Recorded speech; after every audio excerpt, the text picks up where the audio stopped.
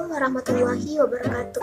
Perkenalkan, saya Uswatun Hasanah dari Universitas Negeri Makassar, jurusan Psikologi Pendidikan dan Bimbingan. Nah, pada kesempatan kali ini saya akan membacakan dan berbagi mengenai cerita legenda dan dongeng anak Malin Kundang yang durhaka. Kisah seorang anak yang bernama Malin Kundang adalah cerita legenda yang berasal dari Indonesia yang sudah sangat terkenal dan diceritakan secara turun-temurun. Kisah Malin Kundang ini berasal dari Provinsi Sumatera Barat, yang menceritakan tentang kisah seorang anak yang durhaka kepada ibunya. Pada suatu hari, ada seorang ibu yang bernama Mande Rubayah, yang tinggal hanya bersama anak laki-lakinya, di sebuah perkampungan nelayan di pantai air manis di Padang. Ia sangat menyayangi anaknya, dan merawatnya dengan sepenuh hati. Nama anak laki-laki yang ia sangat sayangi ini adalah Malin Kundang. Mande Rubayah sangat memanjakan Malin Kundang, sehingga ia tumbuh besar menjadi seorang anak yang rajin dan penurut. Ia juga sangat menyayangi ibunya. Saat Mande Rubayah semakin berumur, ia hanya bisa bekerja sebagai penjual kue untuk memenuhi segala kebutuhan di rumah. Mande Rubayah tetap berusaha keras agar kuenya laris. Ia tetap ingin yang terbaik untuk anak kesayangannya ini. Namun, cobaan keluarga mereka tidak berhenti di sana. Malin Kundang jatuh sakit yang cukup parah. Ia hampir meninggal. Tapi untungnya, sang ibu masih berhasil menyelamatkannya. Saat Malin Kundang tumbuh dewasa, ia memohon kepada ibunya agar ia diperbolehkan untuk merantau dan mencari pekerjaan di tanah lain, agar ia bisa mengubah nasibnya dan ibunya untuk menjadi lebih baik.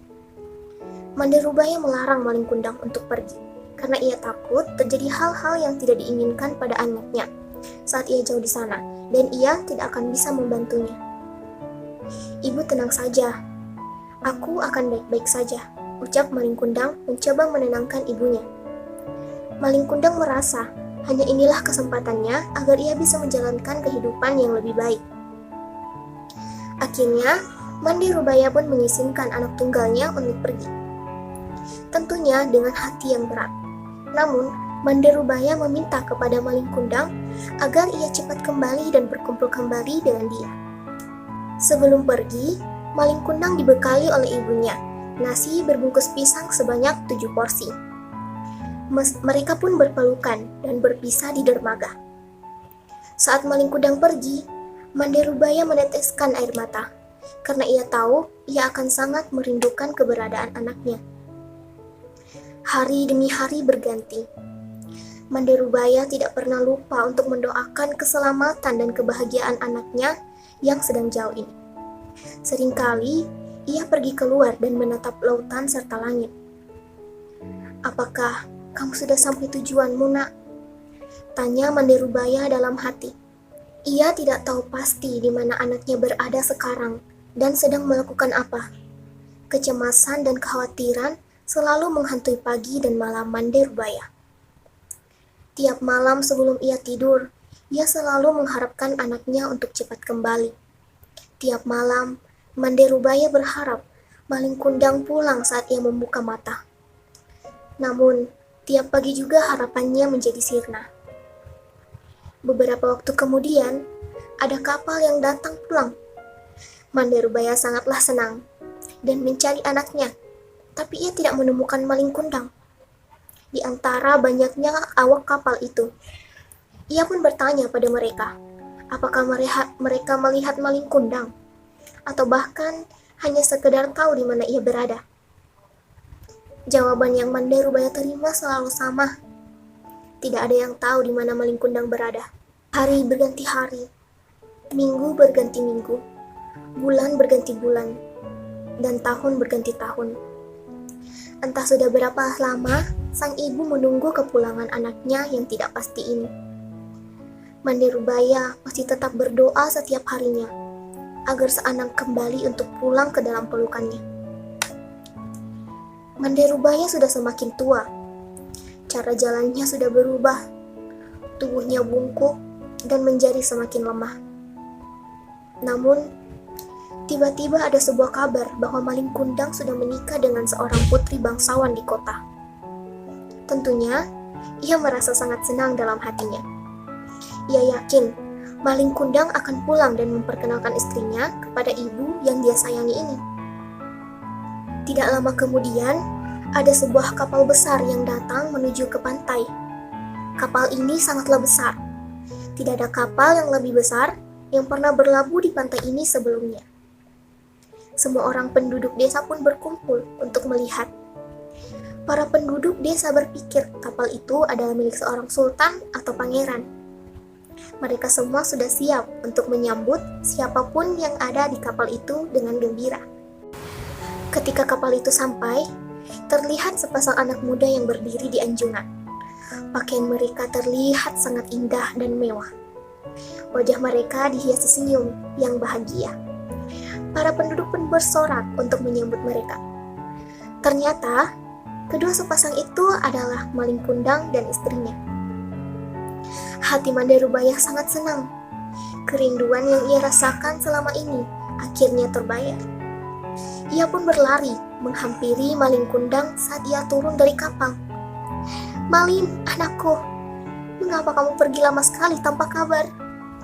kata Mandarubaya sambil menangis terharu. Maling Kundang terkejut karena ia tiba-tiba dipeluk oleh seorang perempuan tua renta yang berpakaian jelek dan kumuh. Maling Kundang tidak percaya bahwa perempuan itu adalah ibunya. Istri Maling Kundang juga pun sama terkejutnya dan berkata, "Wanita jelek dan tua ini ibumu? Tidak mungkin," ucap istri Maling Kundang, merendahkan sambil meludah kepada Mandarubaya. Maling, anakku, aku ini ibumu, nak. Mengapa kamu jadi seperti ini, nak?" Maling Kundang tidak memperdulikan perkataan ibunya. Dia tidak akan mengakui ibunya. Ia malu kepada istrinya. Perempuan tua itu terkapar di pasir, menangis dan sakit hati.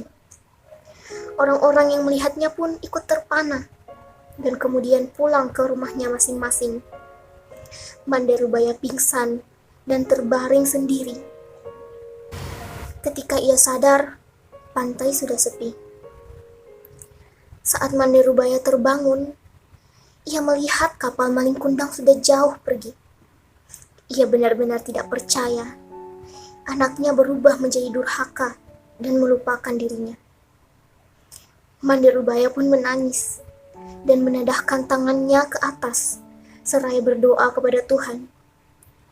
"Ya Tuhan, kalau memang dia bukan anakku, aku maafkan perbuatannya.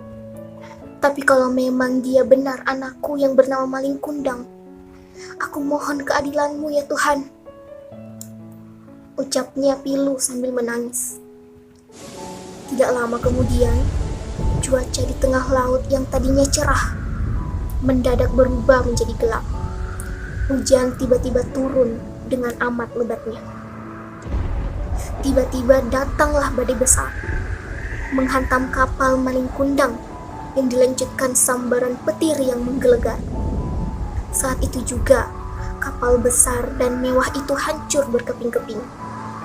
Kemudian terbawa ombak hingga ke pantai. Esoknya, saat matahari pagi muncul di ufuk timur, badai telah reda. Di pinggir pantai terlihat kepingan kapal yang telah menjadi batu. Itulah kapal Maling Kundang. Tampak sebongkah batu yang menyerupai tubuh manusia. Itulah tubuh Maling Kundang, anak durhaka yang dikutuk ibunya menjadi batu. Di sela-sela batu itu berenang ikan teri, ikan belanang, dan ikan tenggiri. Konon, ikan itu berasal dari serpihan tubuh sang istri yang terus mencari Maling Kundang. Pelajaran yang bisa diambil dari kisah ini adalah kita harus selalu menyayangi orang tua kita dan menunjukkan rasa hormat pada mereka. Jangan sekali-kali menyakiti orang tua yang sudah merawat kita dari kecil ini. Nah, itulah tadi dongeng legenda mengenai Maling Kundang, anak yang durhaka. Semoga cerita ini bisa menghibur adik-adik dan juga bisa diambil nilai moralnya. Sekian dari saya. Wassalamualaikum warahmatullahi wabarakatuh.